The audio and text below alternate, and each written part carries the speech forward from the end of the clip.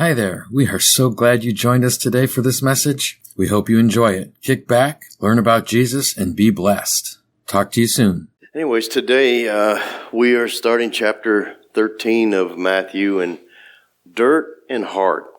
It's amazing to me how Jesus always brings these things right down to us where we can understand it. Some people don't like being talked down to. I love it, and Jesus does it well. I mean, sometimes you don't even understand that he's talking down to you, but it's beautiful because we need to have different levels of things so we can grasp it.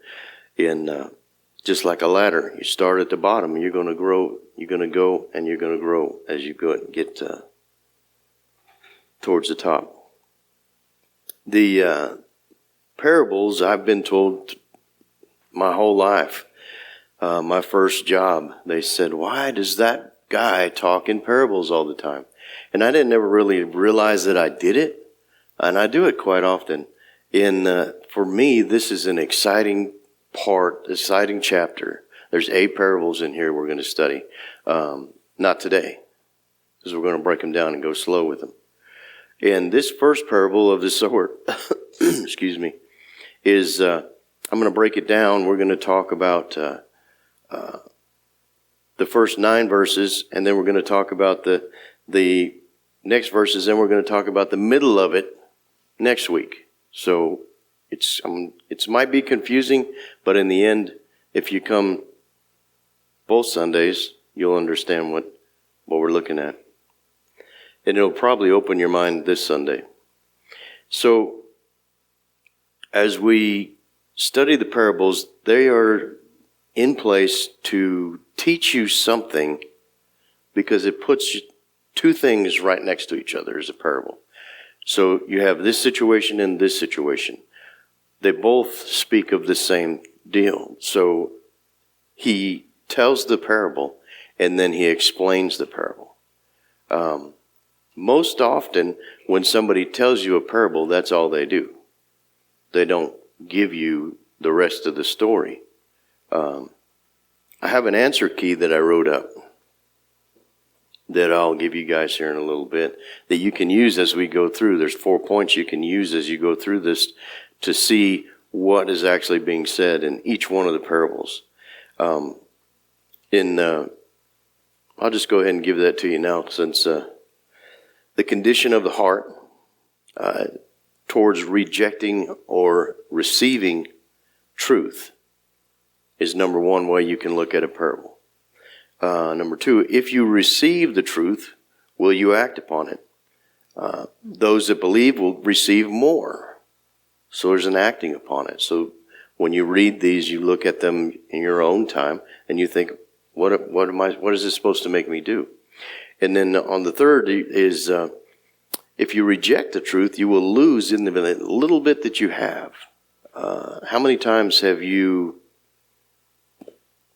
something like, say, with money, you say you have some money and you invest it, and you just kind of cast it in there or whatever, and you don't really believe in what's going on, or you don't check on it, and all of a sudden it's gone. That type of thing. If you don't have a faith in something that you're dealing with, you're going to probably lose faith in other areas, plus the little bit that got you to put that in there. And fourthly, we must respond to the truth once we know it. So when you read a parable, how am I supposed to respond? Now I understand what it's saying. I see the truth in me. Now how do I respond to change? And those are the keys to looking at a parable. And I'm going to read this. They're made to divide also. When you read a parable, you pretty much make a decision on yourself. It's not for you to look at other people and point out what their problem is, because we can all see everybody else's problems, right? People who are close to me hear all their problems all the time because I tell them. And that's not nice. And I get branded for that. My grandson is here today, and he's not paying attention to me when I said that on purpose. So Let's go ahead and I'll read this from 1 to 9. It says, that same day Jesus went out of the house and sat by the lake. Such a large crowd gathered around him that he got into a boat and sat in it, while all the people stood on the shore. And then he told them many things in parables, saying, a farmer went out into sowing his seed. He scattered seed, some fell among the path, and the birds came and ate it up. Some fell on the rocky places, where it didn't have much soil, and sprang up quickly. But because the soil was shallow, it sprang up quickly because the soil was shallow. But when the sun came out, the plants were scorched, and they withered, because they had no root. Other seed fell upon the thorns, and they grew up and choked out the plants. Still other seed fell on good soil, and it produced a crop, 100, 60, and 30 times what was sown. Whoever has ears, let them hear. Let's pray.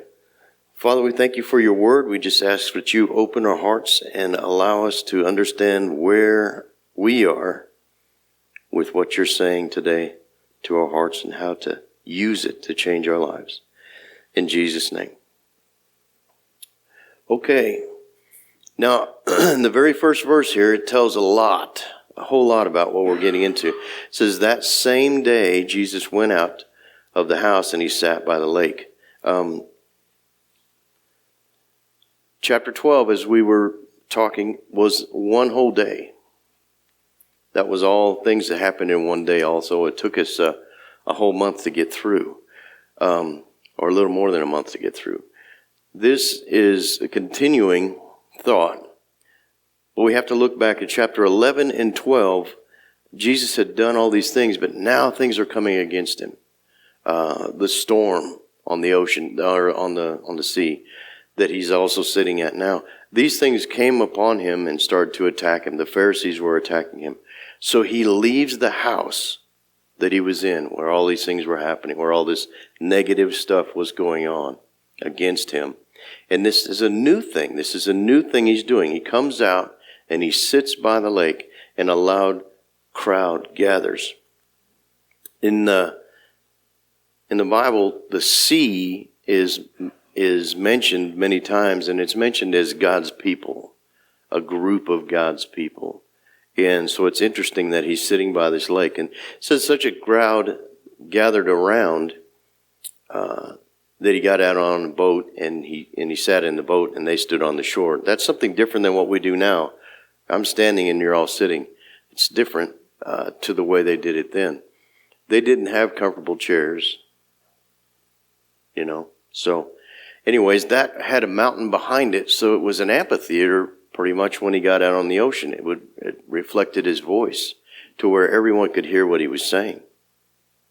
And also, during this time, he's been persecuted by these guys, and now it's a new thing that I believe is happening here, because now he's come out and he is speaking for all that will hear. Everyone that wants to hear. The Pharisees are in there and they're doing their thing. I'm coming out here and I'm going to talk to all these people. So, and he speaks in parables because these are things that they know. Sowing. They don't have the Walmart, as we've talked about before, to go get stuff. So they know that they have to plant the seed. They have to till the soil. They have to do all the things to get the crop so they can eat and feed their animals and all those things that need to be done. So he knows that they know what he's talking about. And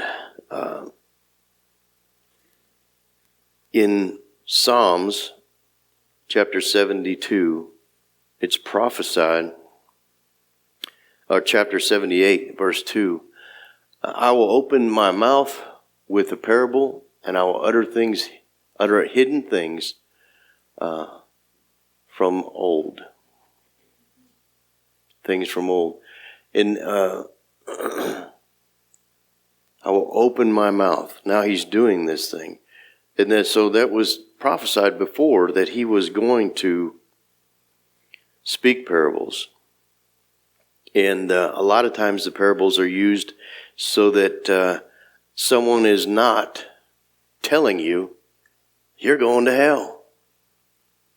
You don't change your ways, you're going to hell. Now, Jesus, everything he did was about that, changing our ways, changing our hearts, changing our lives, so that we don't go to hell. Everyone who believes in him will have eternal life. So, when somebody starts to speak to you in the way of telling you that you're going to go to hell if you don't change your ways, you can shut down, right? But if he speaks in a parable and you don't understand it, you either just, oh, well, I don't get that. Most of us men, and women, when we don't understand something or how it works, or somebody says something, you say you will stay, that's stupid. That's stupid. I don't understand that. That can't work. It's stupid. But 9 times out of 10, it can work. You just don't understand it. So, but you don't get offended by it.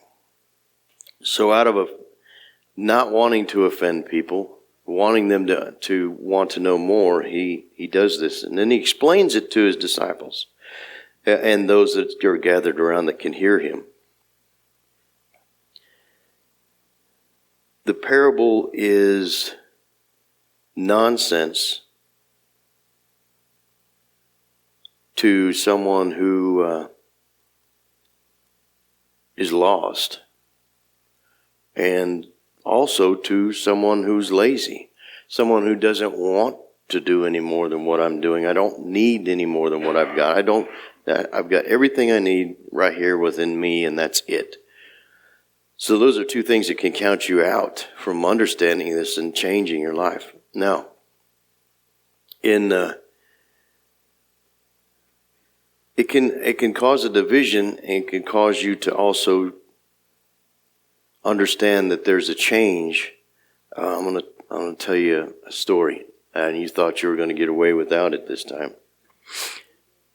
There was a couple, and they just got married. And they courted for several years, and they got married, and they go on this carriage ride. So they go, and they're riding this carriage, and it's a beautiful trip that they're going on, and mountains and whatnot. And the horse stumbles. And the man stops the carriage, gets out of the husband stops the carriage, gets out, gets down to the horse, and tells the horse in the face, "That's one." Gets back into the carriage, and they carry on a little ways, and the horse stumbles again, go off the path a little bit.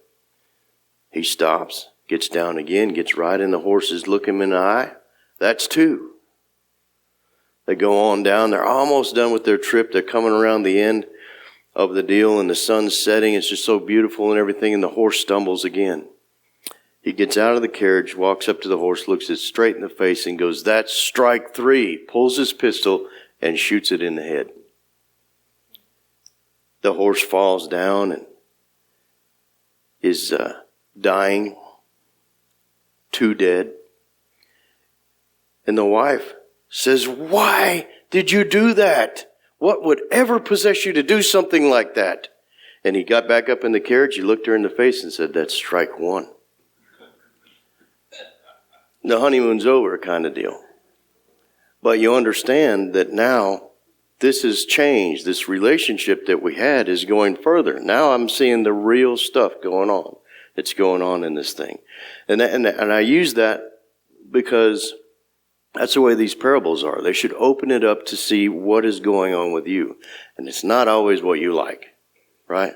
She's thinking, "I'm married to this guy now, and he just killed a horse, and I got 1.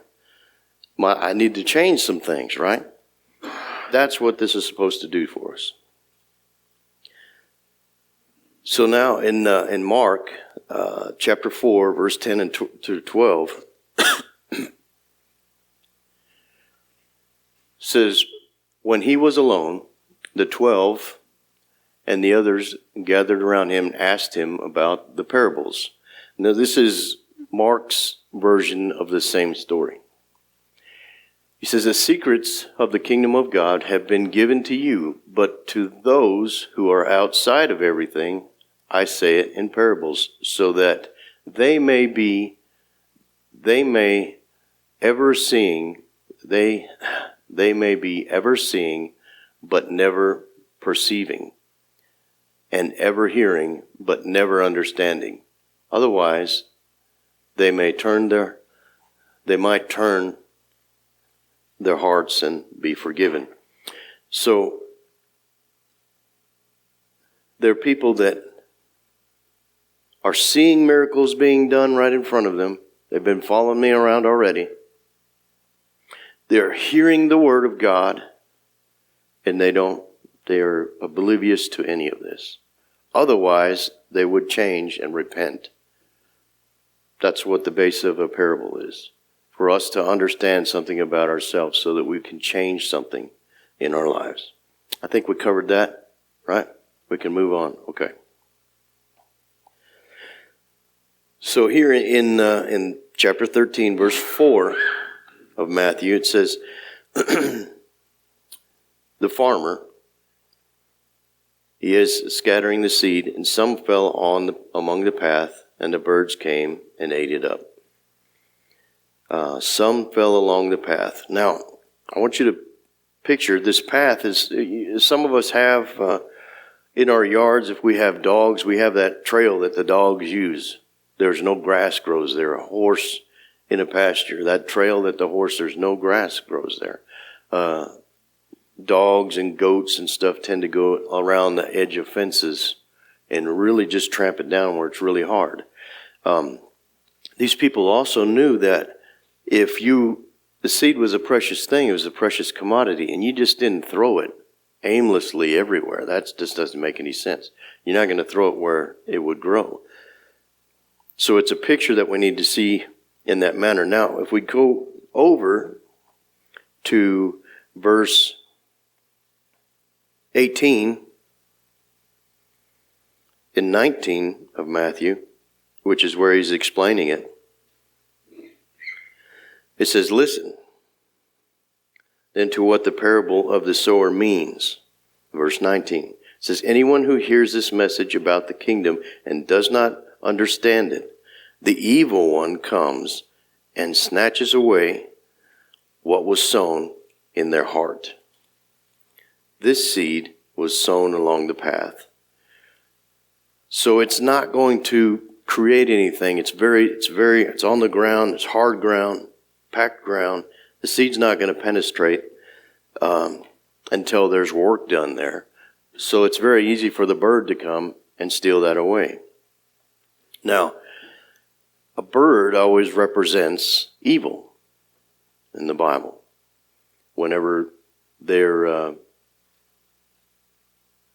that makes bird lovers mad, but that's what they represent. So here we understand that the bird is the evil one that snatches away the word. These people that are hard, they're hard because what he's talking about is dirt, but he's talking about hearts. So this hardened heart is the thing that they're dealing with. It won't penetrate that heart. When you have a hard heart, you can have a hard heart from lots of things, but mainly a hard life. Alcoholism, drug abuse, neglecting from being bad parenting, relationship abuse, different things in your life can cause you to be hard on things. And you can also be hard on situations of things by what was put in your ear when you were young growing up. Different things that you trusted and heard someone who you trusted and take that into your heart. And now you come into a place like this and they say that was wrong. Man, that's a hard spot. That's not soft, ready to receive a seed soil. So we're talking about a hard heart in this section here. And the evil one comes and snatches it away, what was sown in the heart. This is the seed sown along the path,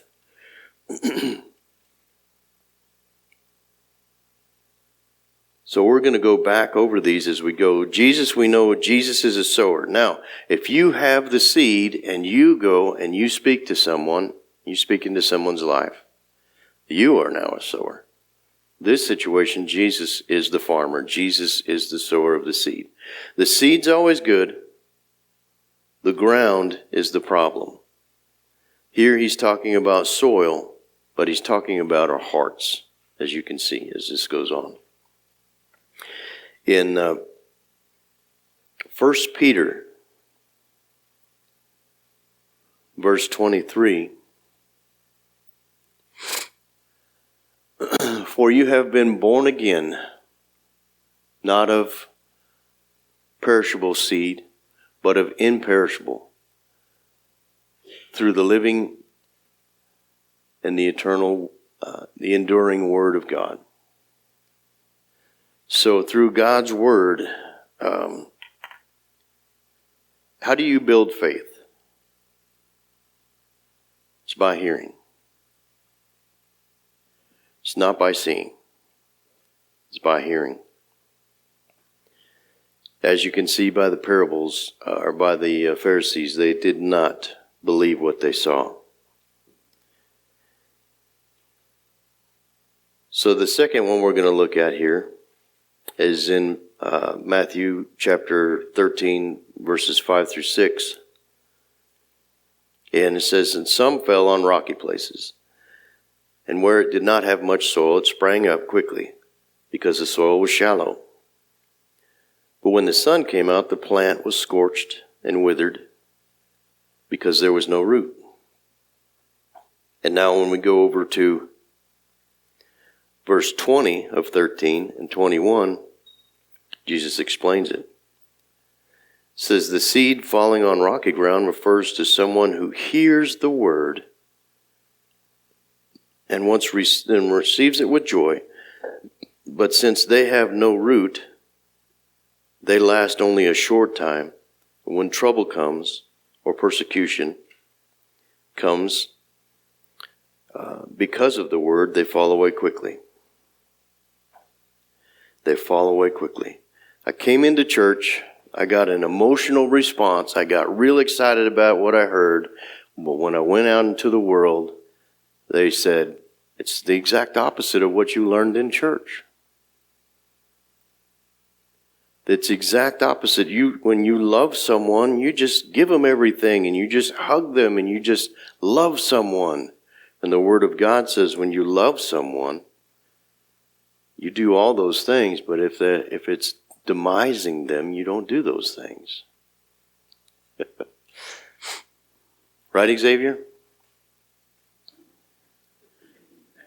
We bought a big TV and put it up in the house, remodeled the room. And he says, where are you going to put the other TV? Which is a big TV, but it's not as big as the one we got.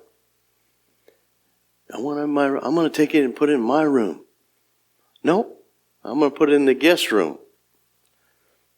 Papa is mean, but Papa has a reason why he goes in the guest room, because then you can enjoy it when you come over. See, being a grandfather, you learn how to bait your kids into coming over more, your grandkids, right? You just want them all together all the time. But then you'd want them all away all the time. But anyways, sometimes we don't understand what's going on or what's being told to us, but it is in love, in for us to become better. The person who is having this heart is a shallow heart. There's no depth to it. They are looking for an emotional response. They are looking, I tried that church and I just don't get it. I mean, I listened to the music and it's like, I don't know. I don't get anything. I don't feel it there anymore. It's an emotional, fleshly response.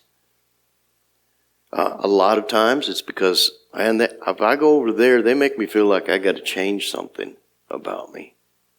And my mom tells me every time I talk to her that I'm perfect and I'm her little boy. Right? I'm her little precious one. And then they go there and they tell me, oh, you're not that precious.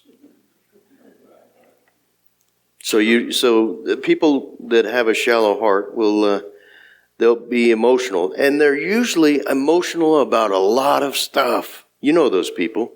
They watch the, TV and get upset about what's going on in the country and fired up and everything else. And then pretty soon you see them watching a movie and it's all gone. Fire's gone. It's all done. You can say something that makes them mad and they get worked up and and then an hour later, forget it. You can get in a fight with somebody and then the next day, it's like nothing ever happened. There's no depth. There's no, okay, let's try to figure this out. What happened? What went wrong? There's no reasoning in that. They are just looking for a temporary fix. Most of the time, it's just so I can feel better about me. Because when I'm by myself, I don't feel real good about me. So I want to go there to that church because I want to feel better about myself. I don't want somebody telling me that I need to change or that what I think is not right. There's no commitment. It's a temporary fix. The next one that we're going to look at in verse 7 of Matthew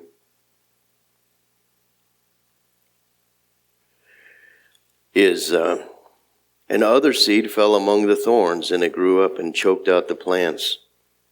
Well, what does that mean? Let's see what Jesus says about that. And we'll look over here at verse 22. And it says, the seed falling among the thorns refers to someone who hears the word, but the worries of life, and the deceitfulness of wealth choke out the word, making it unfruitful. So in other words, you're getting the word and you get excited about it, much like hardship, hardness, you're not getting it. Shallow, you're getting it and getting excited about it. Now, you're getting it and you get excited about it, but when you go out there, you see that, oh man, I went to get bread and they don't have my type of bread, the one I want. That's the only bread I'll eat, which is Wonder Bread for me. I'm sorry, I just had to say that. But they don't have no Wonder Bread. Now I'm upset. Dang it. I mean, I can get stomping mad about something the grocery store don't have. I'm just telling you the truth about me. And so when you get into the world and you start to see, you turn the TV on, you can lose the high that you got at church. You can lose the Holy Spirit that you were feeling at church. You can lose your joy when you look at the things around in the world. What are those? Well, he gives us three right here. He gives us first one, worry. Oh man, worries of the world. And you have to think, what are your worries? Am I worried that my hair's not combed right? Or am I worried that I can't pay a bill? I don't care about bills or any of that, but I'm worried about what they think of me. Everybody's different in that character, okay? But there's a weed. He claims three weeds. One, worry. The second one is the deceitfulness of wealth. And I'm going to take that one and pull it into two, because it is two. It's bigger than that. The deceitfulness of wealth is something that you're going to, I don't have that. But if I had that, wait until I'm going to win the lottery. Right? When I win the lottery, then I'm going to start doing something for God. Because then I'll have all the money that I can have to start doing this thing for God. Or I got to wait until I get this. I got to wait until I get that. See, that pulls it into two, because you have the worries of you're soughting after this thing of wealth. You're soughting after, I need. And then you have the worry or the concern of chasing after something else other than God. I can go and get this thing that I want, that I think I need to help me have all the money that I can do stuff for God, but I have to crush all these people in that way to get it. I have to keep stepping on heads to get up to the top of the ladder so I can get all this money to get the things that I need to have for God. So that's a serious category. It's a horrible feeling to be in a place where you feel that, and I've been there. I'm speaking for myself, to feel like I don't have what I need to do what I need for God. This is what I want to do, but until then, I'm just going to do nothing. I'm just going to do nothing until all this stuff falls into place. And if God, if you really are the God you say you are, you'll bring me all this stuff. That's lazy. That's non-complacent. That's not moving towards anything. Somebody said that if you told me a long time ago, if you spend a half an hour every day working towards a goal, even though it's not something that you can achieve right now, by the time you're 50 years old, and I was a young man, you'll probably be sitting in a place where you've already done that on the next thing. If you don't do anything, you're never going to change, never going to get anywhere. So this should move you in your heart, and it hurts. A lot of this stuff hurts. And that's why it's written in red, because it's written to us because it took blood to get it to us. It was through blood that why we got it. So you have the worry, deceitfulness of wealth, and the desire of other things. I need this to have that, to get this, to do this for God. There is places out there. How many of you have seen or heard of Servolution? Now, that's a wonderful organization, and it is put into place to put people and things together to do things for God. But that's not, that's an organization using God's people to put them in a place to do things for people. That's not me trying to gather all these things in my storehouse to make it happen. That's a lot of people, God's people, coming together to make it happen. That's why it happens. That's why they're successful. That's why they're growing. So now the next one that we come to is verse 8 of Matthew 13.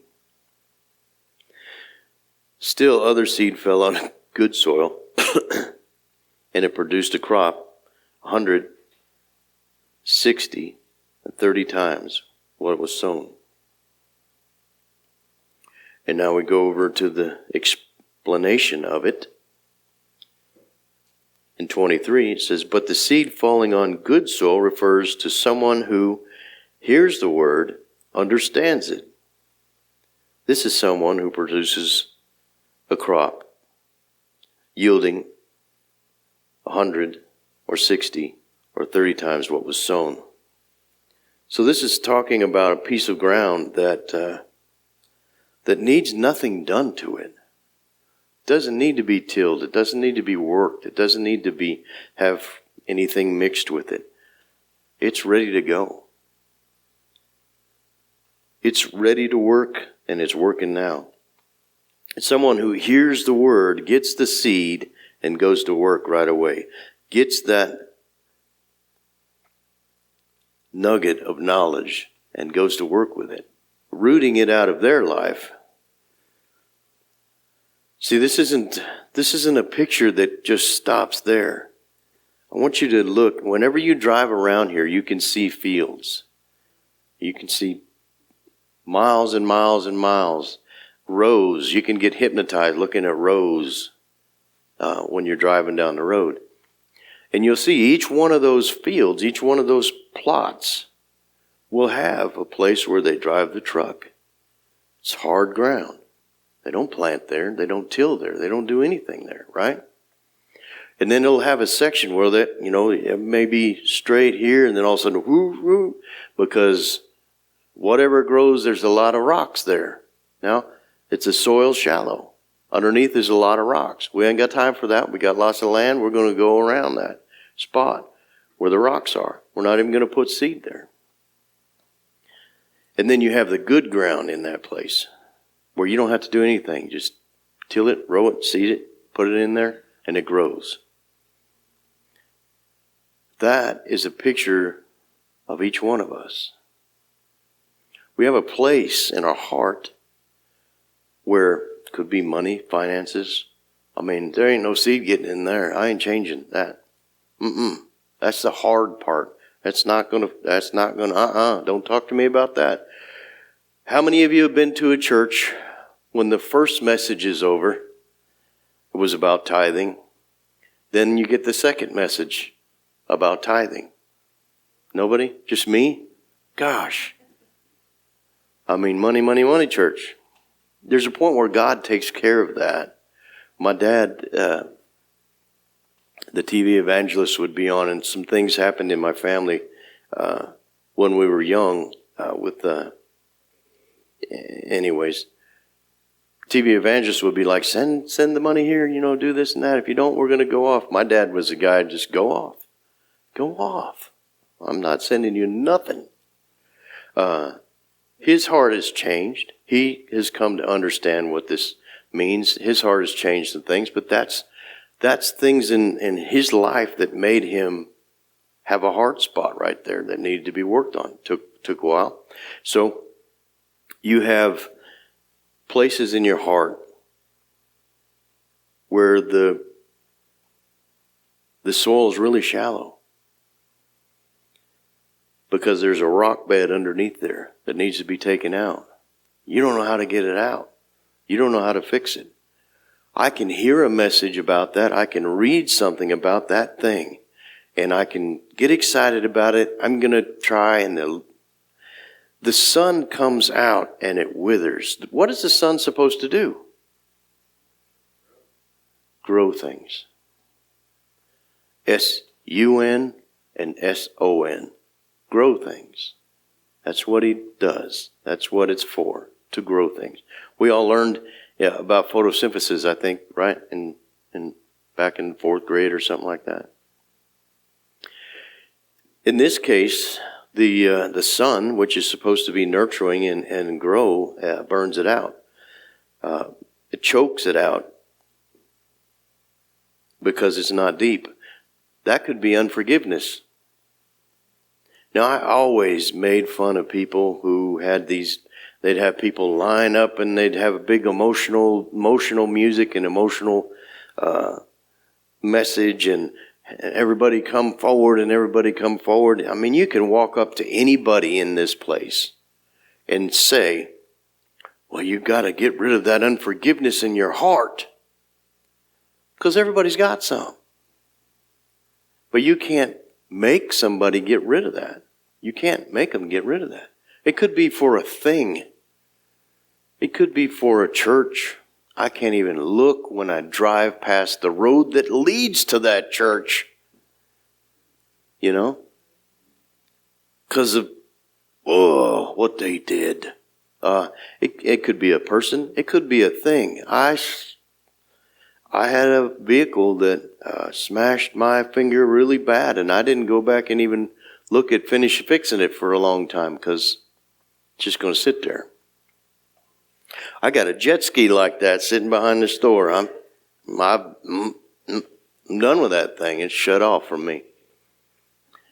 I was excited about getting it going, and then it got hard, and I got out. And there it sits. I mean, we all have stuff like that. You have projects that you work on, and it's, this is going to cost more than what I anticipated, so it's going to have to look like that, and you're going to have to get over it. Well, it's usually the spouse that has to get over it. That's all you get. That's what we're doing. Next time, pay somebody else to do it. So we all have spots in this field, in this places in this heart. One thing that is good is the seed. And the seed will always be good, and the seed will always be there. So this should make us look at our hearts and till our hearts and try to work on the soil. The keys that I gave you, the condition of the heart to receive or reject the seed. If you receive it, then you should go to work. You should act on it. And you should believe it. If you believe it, you're going to get more. If you reject it, you'll probably lose what you already have. And we must respond. Once we know the truth, we must respond. Otherwise, you're that seed that got choked out by the weeds. You just respond for a little while, got a little bit hard, I'm done with that. I'm going to go on. I tried that church thing, and, I had to start changing some stuff about myself, and I tried it. I did it. I got the shirt. I got the t-shirt. You know that one, right? Been there, done that.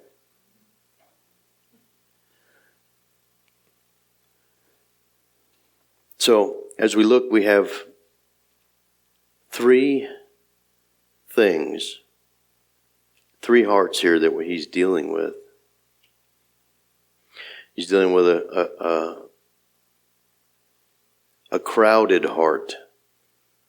Something that's got so much involved in there that it just chokes the word out. It was good for a little while, but it got choked out by the world.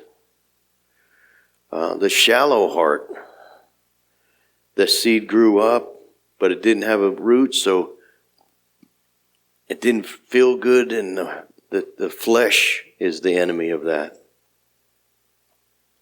I want to, every time I go into that place, I want to feel better about myself, even though I'm a wretched mess when I walk out of that place. And the hard heart is the worst one. And that is caused by the devil. So you have the world, you have flesh, and you have the devil. You have the seed, you have the sower, and you have the soil.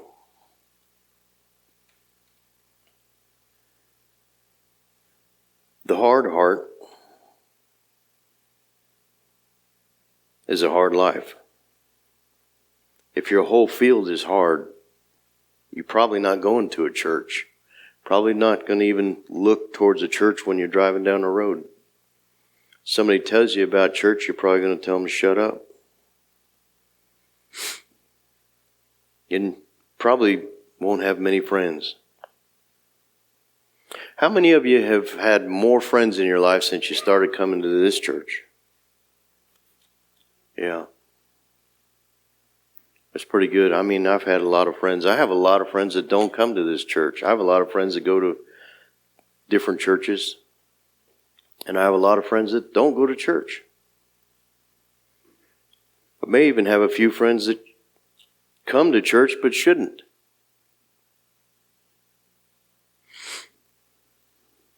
No, I wasn't talking about you, hon.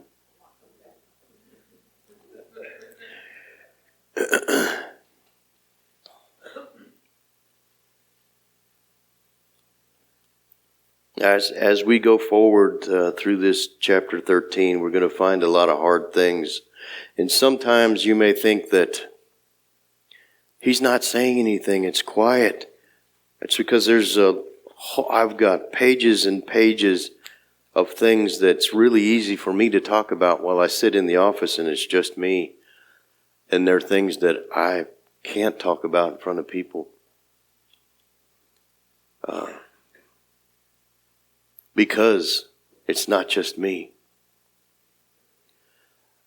I don't ever want to hurt anyone's feelings or make anyone angry. But I know that I need to do those things because Jesus did. Each one of us do.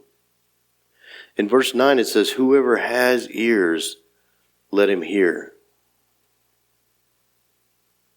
Now Jesus doesn't go over to where he explains a parable and explain that verse. If you turn and look, he doesn't explain. What does it mean to have ears? Let him hear. You know why? Because that's what it means. How many of you in here have ears? Yeah. Everybody has ears. Well, that just sounds ridiculous. It's not ridiculous. If you have an ear to hear something, you're going to hear it. If you are in a place, happens to me quite often, sitting in a restaurant talking to my wife, and somebody will say something at another table and automatically my ear goes to that. It's weird how it works. Your ear goes to that. You don't hear what she's saying anymore. Watch out for that, though, I tell you. You're not paying attention to what I'm saying, and you're over there at that table. I'm sitting right here in front of you looking at you, and I can hear this. Don't know why. That's not on purpose. It just happened. You can hear things, and you can hear things and dismiss them. That's a hard heart. You can hear things, get excited about it. Soil, being shallow. And you can hear things and start working with it, and it gets hard, and you just cut it out. But he says that he who has ears, let him hear. And that's beautiful, because we are told in this world, and you can look for things like this in the Bible, we're told in this world, how do you get to a man's heart? Through his stomach. No. Jesus says how you get to a man's heart is through his ear. How you get to a woman's heart is through his ear, through her ear. Hearing God's word increases your faith. He says, in James, don't be just hearers of the word, but be doers of the word. It's all throughout there. It's very important. In Revelations, where he says, he who has ears, let him hear. After each one of the churches. One day we'll get into that. Probably they'll be really old, or I'll be really old. But in Revelations, the first 3 churches, it says, he who hears and overcomes. The rest of the churches says he who overcomes and hears. So there's a reward for hearing, but there's a time where you have to overcome to hear.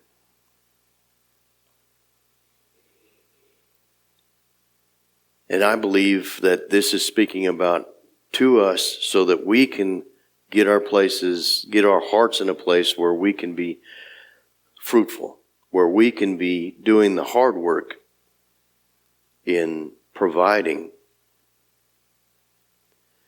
And although that there's 3 seeds, there's 3 things against it, the world, the flesh, and the devil. What's the 3 champions of this? You have God, you have Jesus, and you have his Spirit. All the things that champion all the things that are against us. Part of why he gives us these words is so we can learn how to use this to change our lives.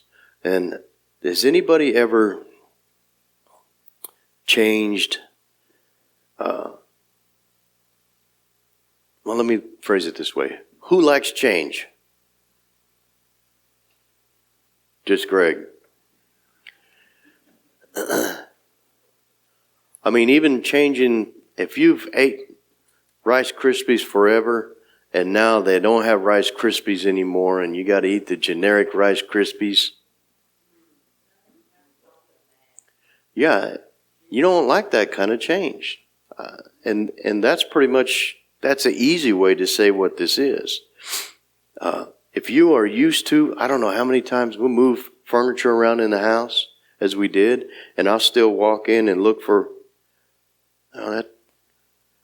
that lamp's not there, that's not there anymore, we moved it. And it takes a while to get used to that change. They say habits are created with 21 days. 21 days is hard when you're trying to change a habit that you have that needs to be changed. I get in the car all the time, and I'm just used to getting in the car. Whenever my wife's in the car, I'm going to Walmart.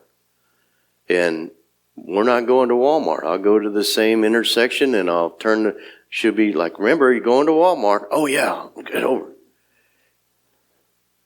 Or remember, you're not going to Walmart. Oh, yeah. Because we do everything on certain days. On Mondays is this day, and Tuesdays that day. And we all have schedules, or try to. So you can get used to things, and you get used to things in your heart being the way they are. You can guard that thing that you don't want to let go of. Most people don't say the truth about why they don't want to change, about why they don't want to find out more about God. It's just simply, I don't want to change the way I live.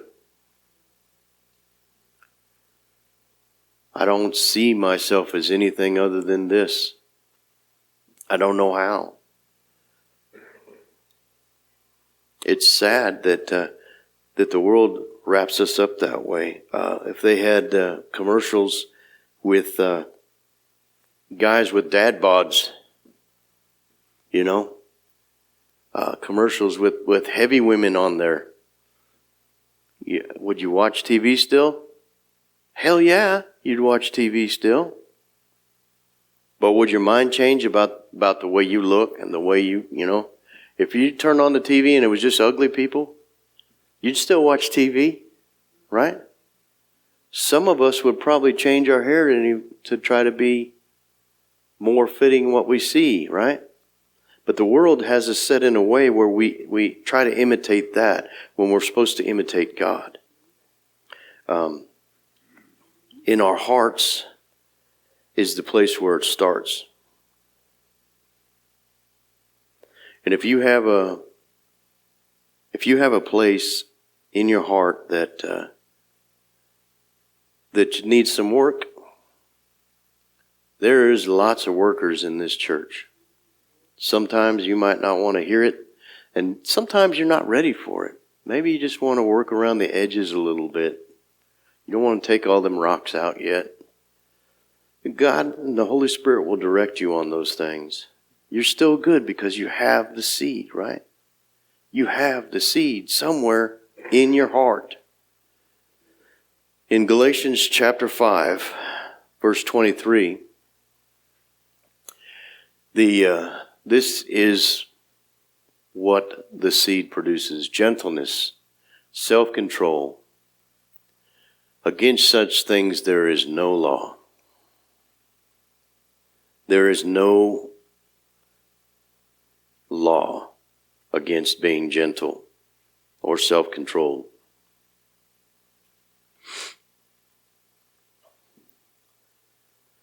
And there's laws against just about everything in this world. You can't park certain ways. You can't drive certain speeds. I mean, driving, if we could all just sit here and talk about driving and people, how they drive, we'd be an hour or so and there'd be still people waiting to talk, right?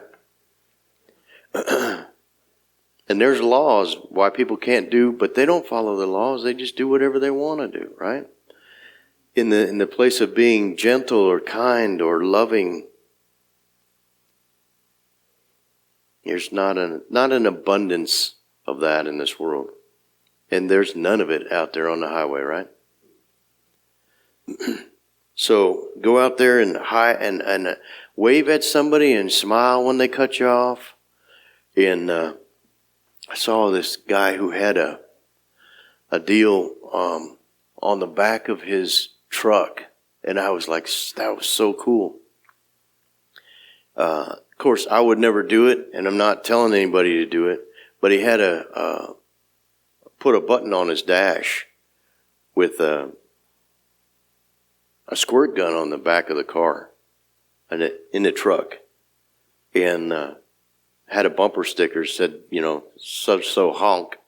And whenever somebody honked, he'd then squirt on their windshield. Yeah, well, if it was easy to spread joy and love like that, man, I want to make that thing. No, it makes people mad. That's why his bumper sticker, and it could be anything. It said, honk if you like Joe Biden, and then squirt on your window. You need to clean your glasses, buddy, or something like that. I don't know. Just spitballing there. So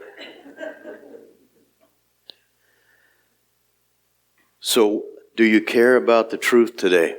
Let me ask for a response. Do you care about the truth today? Does the truth hurt? Does the truth heal? And those things are good. People that don't care about the truth don't have any reason to be in a church. They don't have any reason to drive like a civilized person. But what I want for every one of you to have confidence that the Lord is working in your life. These things can help us see that He's doing things. There's so many, we could have a whole service about what I have particularly seen in each person's life sitting here that's changed. And they're wonderful, glorious things. Some people get embarrassed. But it needs to be recognized. One of the things for this year, my wife always says that one of the worst things in the world is for a year from now to be in the same place, doing the same thing, and not moving forward. I'm acting the same way I was acting last time. We would travel, and I'd go around to a church, and it was very strange. We'd see so many thousands of people all over the country, and then come back to a little church in Azle, and the same people that we saw last year coming forward and asking for the same prayers for the same stuff. And that just hurt my heart. I said, Lord, what am I even doing? And He changed my heart from that. And He changed to where we started, instead of going somewhere, showing up, going in, doing music, saying a message, putting our CDs out, selling our CDs and doing all that, and then going to the next church, we started staying around a church. We'd go and we'd stay at a place, have Bible study in our little trailer or in the church, and sit with people and learn about them, try to help them. And little changes like that can end up very big changes in your life. Just little, slow changes. Now, there's some things we need to deal with that we don't have tomorrow. It's not promised to us. And there's a lot of people out there that are sick right now. We don't know who's going to be here tomorrow. In that case, if you have something you need to say to someone or something you need to get off your chest, someone you need to go and speak to, do it. Someone you need to forgive of something, do it. These are changes that will change that soil in your heart and enable you to be able to sow more.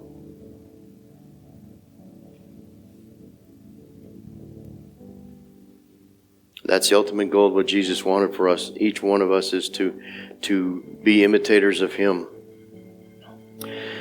So if you care about your heart, I would spend this week reading God's Word. I can tell you where to start. I can tell you this or that. I can tell you what to read or what to look for. But God can tell you. Ask His Holy Spirit to show you, where do I start, Lord? I remember years ago as a kid, I could not stand up in front of a classroom and read a report. I couldn't. I'd fall out with the sweats. I'd go to the nurse's office, throw up. Couldn't do it. But God's changed my heart around to do this thing. It's amazing for me to look and see. I can't show the pictures to you guys. How many times I'll wet my pants trying to give a report to get out of it so I could go to the nurse. My mom could bring me new pants. Oh, that class is over now. You don't wet your pants on purpose. That's not normal. Well, when you're scared of change, when you're scared of going out there, when you're scared of putting yourself into a place where somebody might think, that guy's an idiot, those things will come on you. Fear will tear you up, spit you out. But God's love will hold you and mold you. So although we see all these things that can come against us in this world, we know that we have Jesus. And we know that our job is to help others to yield good fruit. He helps us, we help others. I'm just going to ask if there's anything anyone needs to give to the Lord or needs prayer for, that you come up. The altar's open. We can pray for you. If there's anyone that doesn't know the Lord as their Savior, we can deal with that too. I want you to look around, those of you that have been here for a long time or just a short while, at the people that you don't see that's sitting near you. If you know how to reach out to them or you have a concern to, do that.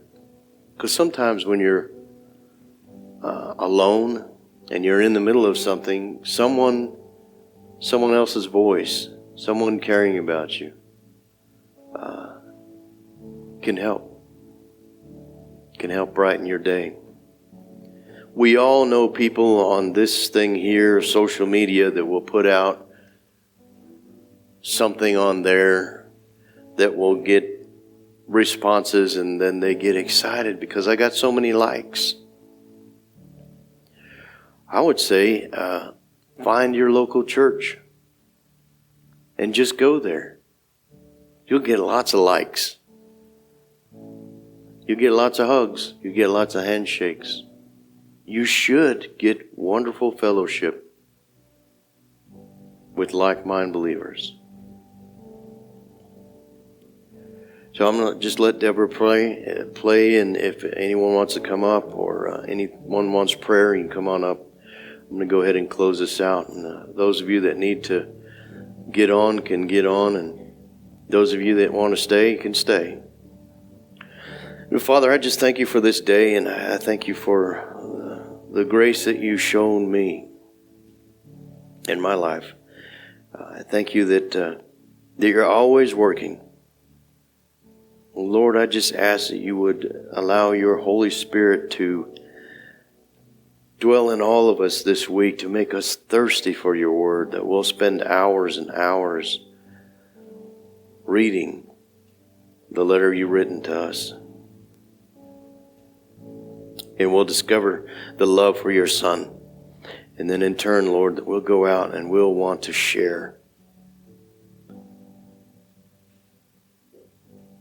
We want to share your great love.